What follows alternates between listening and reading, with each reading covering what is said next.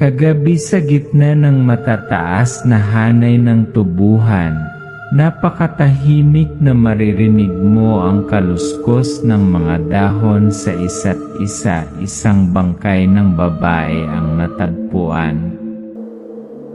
Hindi basta-bastang katawan.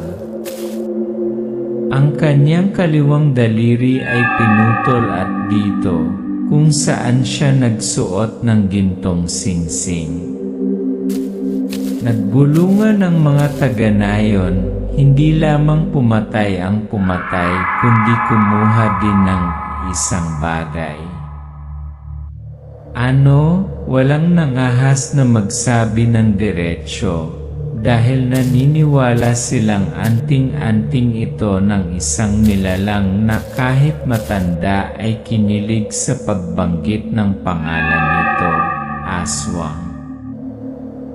Ang pangalan ko ay Lucy at sasabihin ko sa iyo ang tungkol sa oras na nagtrabaho ako sa isang lugar kung saan gabi-gabi, iniisip ko, bukas mabubuhay ba ako upang bumalik? Nagsimula ang lahat ng ako ay kumuha ng trabaho sa pag-aalaga ng isang bata sa isang malayong kanayunan. Isang puting villa sa gitna ng isang field, walang kapitbahay, walang ilaw sa kalye, at isang daan lamang patungo sa National Highway. Ang may-ari ay si Donna String, mayaman, makapangyarihan, at sikat sa pagbabayad ng labis na kahit sino ay gustong kunin sa kanya. Ngunit pagdating ko doon naintindihan ko kung bakit madalas na bakante ang posisyon. Dahil sa bahay na yon may mga sikreto na kung alam mo, sana hindi mo na lang narinig ang lugar na ito. Iyon ang araw na nakilala ko si Vilma, ang chef ng villa, na bumati sa akin ng isang misteryosong pangungusap. Huwag kang masyadong mausisa dito, at kung may marinig kang anumang bagay na nanggagaling sa basement, huwag mong buksan ang pinto. Akala ko banta lang ito ng isang elder hanggang sa hinawakan ko ang bagay na yon, isang malamig na singsing na akmang-akma sa daliri ko at hindi matanggal. Mula sa sandaling iyon naging target ako. At bawat landas dinala ako diretsyo sa puso ng kadiliman.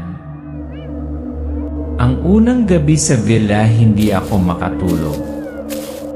Hindi dahil kakaiba ang kwarto, kundi dahil sa pakiramdam may nakatingin sa akin. Malapad ang kama, puti ang mga kumot, ngunit sa malamlam na liwanag mula sa oil lamp, may nakita akong kumikinang sa dressing table. Isang singsing gasgas na ginto, binalutan ng maitim na asul na mga bato, malamig na parang yelo.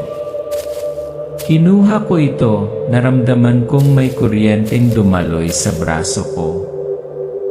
At nang hindi ko sinasadyang maisuot ito, napagtanto ko napakahigpit nito, kaya hindi ko ito matanggal. Pumihit ako, hinila, kumuha pa ako ng sabon pero walang epekto.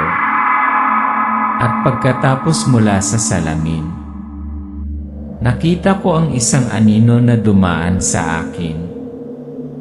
Ang mga unang palatandaan. Ang mahaba at madilim na pasilyo ng villa ay umalingaw-ngaw sa mabagal na mga yaba. Ngunit nang buksan ko ang pinto, tanging espasyo at basag na mga sinaunang painting ang naroon.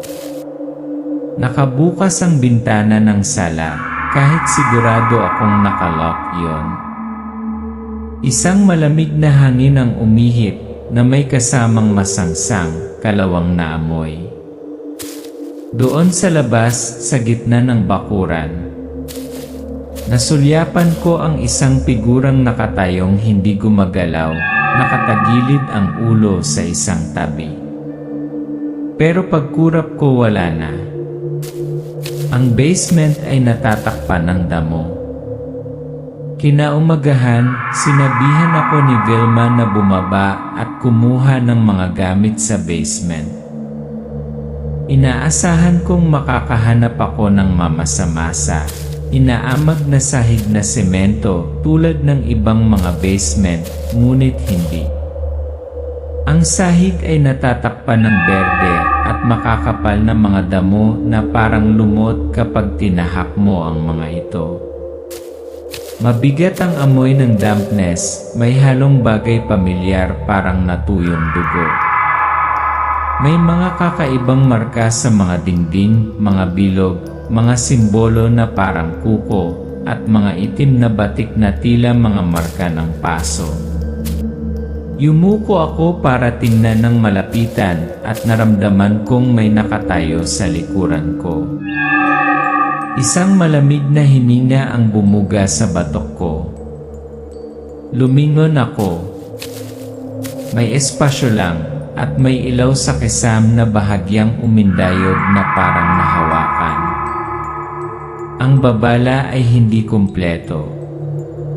On the way back up, nakilala ko si Waldo, ang hardinero.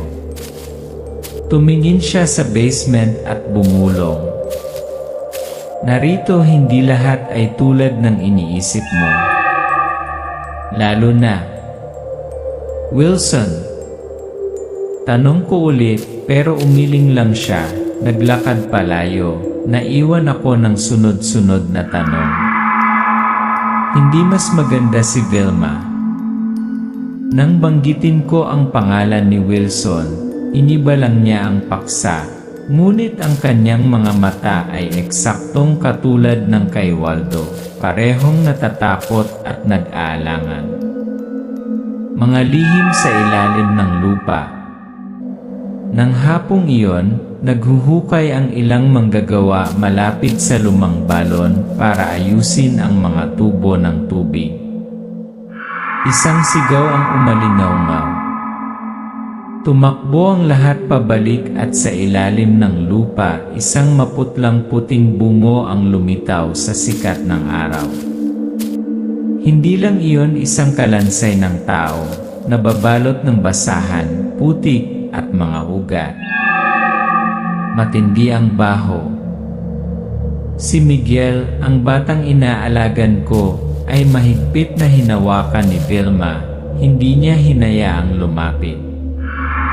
Si Wilson ay nakatayo sa di kalayuan, naka-cross arms, ang kanyang mukha hindi nagulat.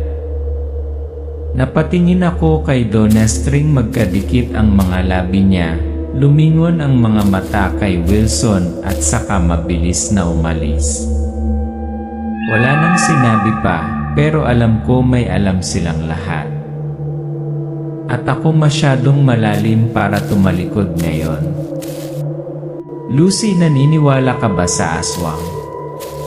Tanong sa akin ni Waldo isang hapon, habang nakatayo kami sa tabi ng lumang balon. Pinagmamasdan ang alon ng tubig laban sa kulay abong kalangitan. Natawa ako pero hindi siya tumawa pabalik. Dito mas maraming tao ang nawawala kaysa namamatay sa sakit. Ilang gabi, nakakarinig ka ng mga kuko na nagkakamot sa pinto at kapag binuksan mo ito, puro amoy ng dugo at bakas ng dugo ang makikita mo papunta sa kakahuyan. Sinabi ni Waldo na ang ilang mga nakaligtas ay inilarawan ito sa parehong paraan, humanoid sa hitsura, ngunit kapag sila ay umatake, mga kuko na kasing haba ng mga talim, mga pangil na kasing tulis ng mga kuko, at mga mata na kumikinang na parang liwanag sa gabi. Sa mga manonood sa lungsod, ito ay isang fairy tale lamang. Ngunit narito ito ay isang babala. Isang lihim na pagharap kay Wilson. Nang gabing iyon, nakasalubong ko si Wilson sa sala. Ang ilaw ng apoy mula sa fireplace ay nagpapaliwanag sa kanyang mukha, kalahating liwanag, kalahating madilim. Ang singsing ay maganda, sabi niya, ang kanyang mga mata ay nananatili sa aking kamay ng mas matagal kaysa kinakailangan.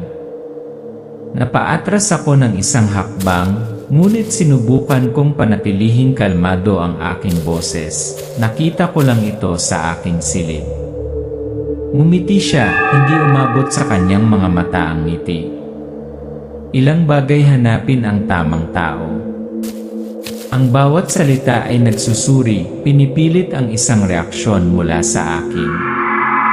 Pero hindi ko pinahalata sa kanya na natatakot ako. Isang kalahating katotohanan, kalahating biro. Isa pang gabi, nang kami ay nag-iisa sa kusina, kinuha ni Wilson ang kanyang baso ng alak, inikot ito, at sinabi, halos pabiro. Alam mo na ngumolekta ako ng mga espesyal na bagay mula sa mga tao, may pakialam ako. Itinaas niya ang kanyang kaliwang kamay, nakita niya ang isang maliit na kahon. Sa loob, nasulyapan ko ng lahat ng uri ng singsing at ilang lantang daliri. Trophy, sabi niya at inubos ang baso niya. Bumilis ang tibok ng puso ko, pero nagkunwari akong hindi maintindihan. Nagsisimula ang bangungot. Noong gabing iyon, ginising ako ni Vilma. Lucy, lumabas ka dali. Mula sa bintana sa ikalawang palapag, nakita ko ang dose-dosenang itim na figura na gumagalaw sa paligid ng mansyon. Ang kanilang mga mata ay kumikinang. Ang kanilang mga kuko ay sumasalamin sa liwanag ng buwan. Aswang. Pinalibutan nila ang bahay, umalingaw-ngaw sa lahat ng panig ang tunog ng pagkamot sa dingding, ungol. Isang labanan hanggang kamatayan. Tumakbo kami papuntang kusina. Binuhusan ni Waldo ng asin ang pabilog sa harap ng pinto. Naglabas si Vilma ng mga bag ng bawang na binasa sa holy water. Ang paunahing pinto ay yumanig na parang lalabas na sa mga bisagra nito. Nang makalusot sa bintana ang isa sa kanila, sumugod si Waldo, diretsong tinusok ang kanyang sibat sa dibdib nito. Bumulwak ang itim na dugo, nakakasuka ang amoy. Inihagis ko ang nasusunog na bawang sa grupong gumagapang sa ibabaw ng dingding, tumili sila at umatras.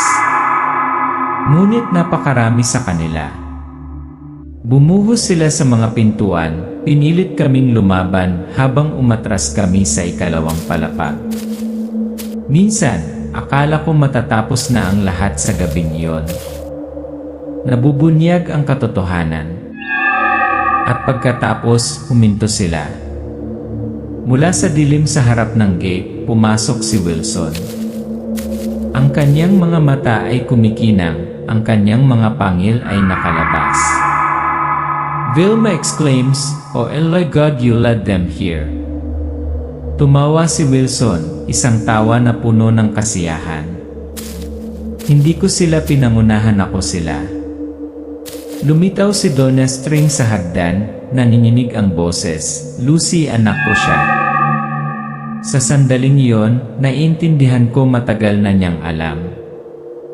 At dahil sa aming blood ties, pinili niyang manahimik. Ngunit ngayong gabi papatayin tayong lahat ng katahimikan. Tumayo ako sa harap ng hagdanan, hinarangan si Wilson na makarating sa second floor, kung saan nagtatago si Miguel. "Umalis ka, Lucy, anak ko siya," sabi ni Donna String, nanginginig ang boses sa sakit. "Hindi, Donna. Si Miguel ay apo mo. At siya ay isang bata na hindi nakagawa ng anumang bagay upang mabuhay sa takot." Tiningnan ko siya ng diretsyo sa mga mata, pinilit siyang pumili. Iligtas mo man siya o patuloy mong kanlungan ang taong wawasak ng lahat. Iniyuko niya ang kanyang ulo, nakakuyom ang kanyang mga lumang kamay. Sa sulok ng silid, nakatayo si Wilson, ngunit ang kanyang mga mata ay kumikinang na parang isang mabangis na hayop na malapit ng sumunggab. Ang huling labanan. Umakyat si Wilson sa hagdan. Hinarang namin siya ni Waldo, mahigpit ang hawak ni Vilma kay Miguel. Ibinagsak niya ang kanyang braso, ibinagsak si Waldo sa dingding, pagkatapos ay tumawa ng paos. Ibigay mo siya sa akin, at hahayaan kitang mabuhay. Hindi kami sumagot. Binato siya ni Vilma ng isang dakot ng bawang na binasa sa holy water. Sumirit siya, tumataas ang usok mula sa kanyang nasusunog na bala. Ngunit masyadong mabilis si Wilson. Binuksan niya ang pinto at hinabol si Miguel sa hallway. Sumunod kami sa basement na natatakpan ng damo. Makapalang dilim, amoy mamasa-masa at malansa. Rinig na rinig ko ang marahas na paghinga ni Miguel at ang mapanlinlang na yabag ni Wilson sa likuran niya. Ang paghabol sa kakahuyan. Bumukas ang pinto sa likod. Nagmamadali kaming pumasok sa bakuran. Ang pilak na liwanag ng buwan ay umaabot sa mga tubo. Nadapa si Miguel pero hinila ko siya pabalik. Lumitaw si Wilson sa aming harapan. Nagliliyab ang mga mata. May nakakatakot na ngiti sa kanyang mukha. Sumunod si Waldo mula sa likuran, sinaksak siya sa balikat gamit ang kanyang sibat. Naghagis pa ng asin at bawang si Vilma na bumubuo ng proteksyon na bilog. Umungol si Wilson at umatras, ngunit hindi siya sumuko. Umikot siya, sinusubukang basagin ang bilog, pinilit kaming tumakbo ng magkasama sa kakahuyan. Tumakbo kami hanggang sa malayong tuldok na lang ang ilaw mula sa villa. Hindi na humahabol si Wilson pero alam ko nasa labas pa rin siya. Bago siya nawala sa mga anino ng mga puno, tumalikod siya, nag-iwan ng isang pangungusap na nagpalamig sa aking dugo. Babalik ako kapag hindi mo inaasahan. Pagkatapos ay nawala siya sa gabi. Emosyonal na pagtatapos. Kinaumagahan, bumalik kami sa villa. Tahimik ang lahat ngunit walang nakakaramdam na mas ligtas. Umupo si Donna String sa tabi ng bintana, lumubog ang mga mata. Tumingin siya sa akin at sinabi, "Mula ngayon ang bahay na ito ay sa iyo na ang pamamahalaan. Tutulungan kitang maghanap ng trabaho sa malapit na pribadong paaralan. Miguel, kailangan ng ibang kapaligiran." Niyakap ako ni Miguel, ngunit nang tumingala siya sa bintana ang kanyang mga mata ay nasa malayong kabubatan. Sa kanyang mga mata, nakita ko hindi lang takot kundi pati na rin ang pag-asa. Hint para sa susunod na bahagi. Habang isinasara namin ang gate, isang malakas na tawa ang umalingaw-ngaw mula sa kailaliman ng kabubatan.